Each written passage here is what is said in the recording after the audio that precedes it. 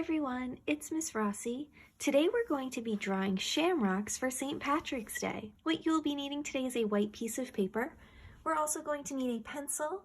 We're going to use some markers to trace with, and then we have some crayons to color our picture in. Today we're going to draw a shamrock, which is usually a 3-leaf clover, but for St. Patrick's Day, we're going to add a 4th leaf, so it is a lucky 4-leaf clover. Typically, a shamrock has 3 leaves, and each leaf stands for something, like hope, faith, and love. But when it has a 4th leaf, that 4th leaf stands for luck. So we're going to draw a lucky shamrock for St. Patrick's Day. To get started, I'm going to take my pencil, and we're going to draw our 4-leaf clover at the center of our page. To start, I'm going to draw an X in the center of my page. So I'm drawing one diagonal line going down, and then I'm going to draw another diagonal line crossing over it. Now we're going to make some leaves on our clover.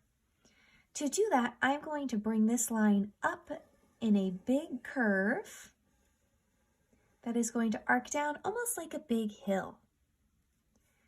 I'm going to make that same curvy hill shape and connect it to that other part of my X. So now I have almost like a big heart shape here.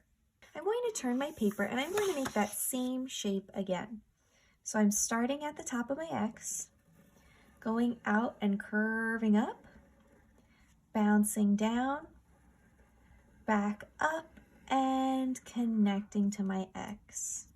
Going to turn my paper and do it again. So going down, curving, bouncing back out, and connecting. And I'm going to do it one more time on this side to connect my leaves. There we go. Now we have the base of our clover. I'm going to draw a stem that is going to come out from this side. So I'm going to draw a big curved line and then a second curved line. And I'm just going to connect those at the bottom. Now that we have the base of our clover drawn, we can start to add some little decoration lines. So I'm just going to draw a big straight line coming out from the center and curving into each leaf. Now the main shape of my clover is done, I'm going to grab a black marker and trace my picture. I'm going to trace over all of my pencil lines so they'll be easier to see once I start to color. So with my black marker, I'm going to trace over all of my leaves and those little decoration lines I added in the middle. If you want to use a color to trace your picture, you can do that. We just want to go nice and carefully over all of our pencil lines. Once you're finished, if you could see any of your pencil lines, you can just erase those with your eraser. Now we can decorate and color in our clover. I want to decorate my clover with some different patterns inside my leaves.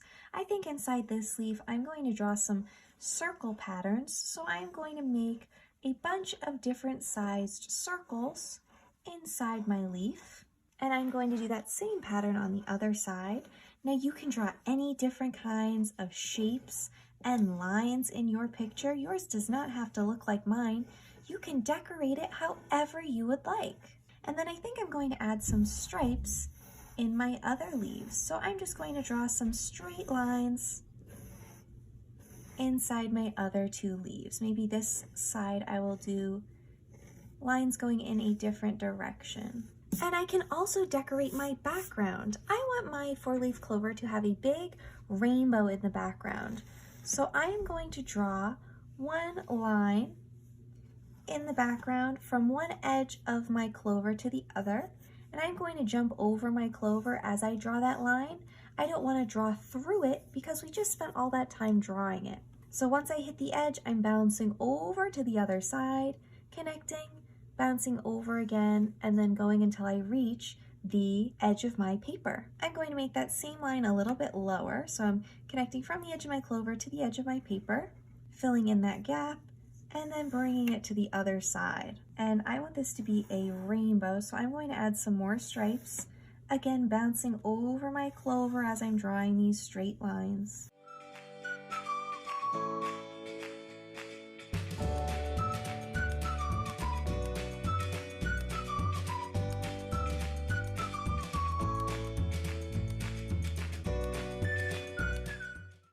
we go, and now I can color in between those lines with all the different colors of the rainbow.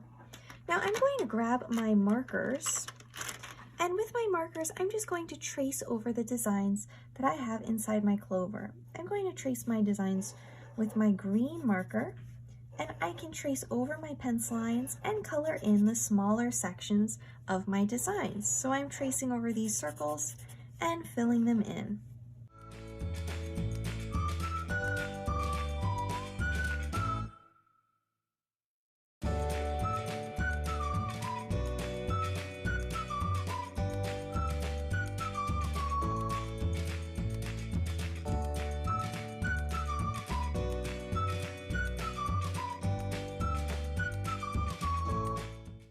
And I can also trace over my striped lines too.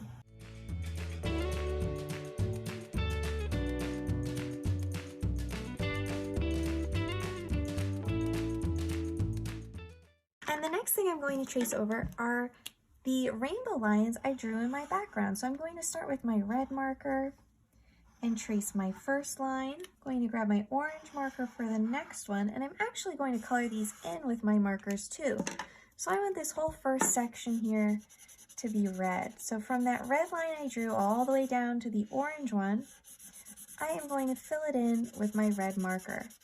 As I'm coloring with my marker, I am coloring slowly back and forth to fill in that entire space. I don't want to scribble. I want to do my neatest coloring by just slowly going back and forth. I'm going to trace over that next line with my yellow so I know where to stop, and fill in this section orange, because orange is our next color of the rainbow. I'm making sure not to color inside my Clover. I am leaving that blank for now. Next is going to be green. And then I can carry that yellow down, fill in that stripe. I'm going to trace my blue line and carry my green down. Then I can trace the next two lines with my purple marker, because that is going to be the final color that we will be using, and fill in this section blue, and that last stripe is purple. And the last thing I'm going to do is pick out some green crayons. I'm going to pick up a couple different green colors and color in my Clover. And I'm going to fill in all of that white space that I have left, coloring nice and slowly back and forth. I'm going to color in all the different sections of my Clover with some different shades of green. So I have some dark greens and I have some light greens. And I'm just coloring back and forth slowly inside those black lines to fill in my picture.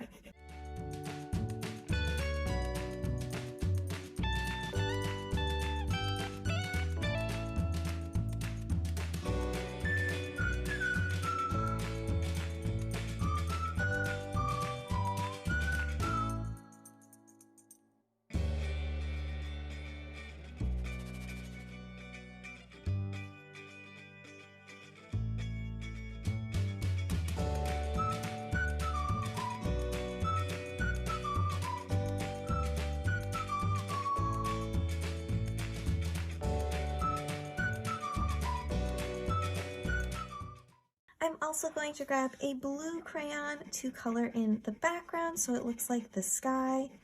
And even though the background is a nice big open space, I'm still going to color nice and slowly to fill it in. I don't want to scribble, and I want to make sure I cover up all of the white space, so I'm going nice and slowly back and forth.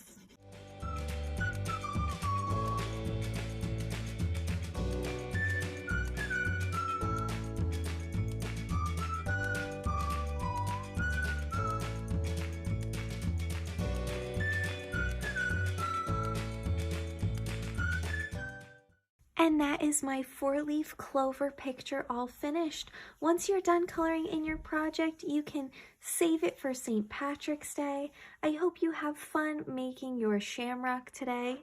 Try your best, have fun, and get creative, and I'll see you soon. Bye!